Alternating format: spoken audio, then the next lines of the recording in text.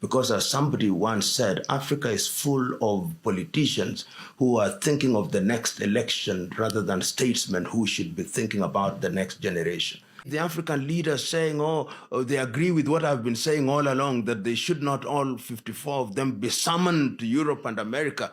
But you wait, during the coronation of Charles, they'll once again be trooping to London and they'll be herded into buses again. Then they'll come back and complain. So you must treat yourself with respect if you want to be respected. There is the tendency, particularly in Africa, that the mere occupation of public office makes you a leader. No. Leadership is a totally different thing. Leadership is about individuals who are capable of thinking about their societies and who are prepared to sacrifice for their societies without expectation of any return.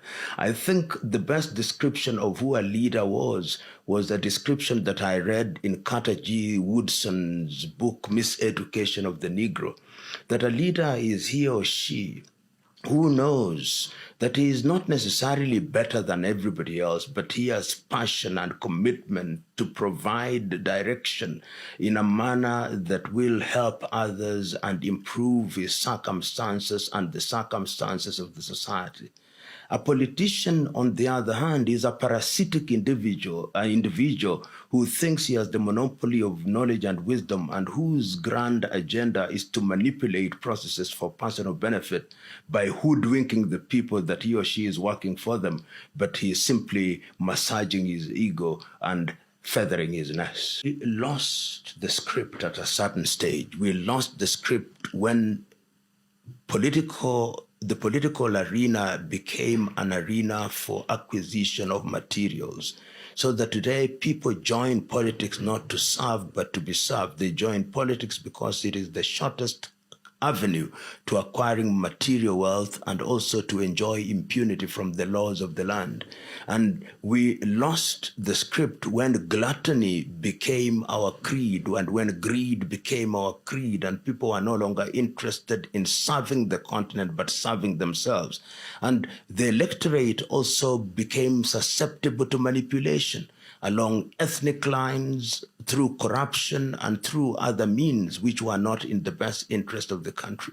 But if you look at the first generation leaders, and we've mentioned quite a number of them, such as Kwame Nkrumah, such as Julius Kambarage Nyerere, Kenneth Kaunda, Nelson Rolihlahla Mandela, people like Samora Moises Machel, these were individuals who were prepared to sacrifice their all for the sake of their societies without expecting anything in return.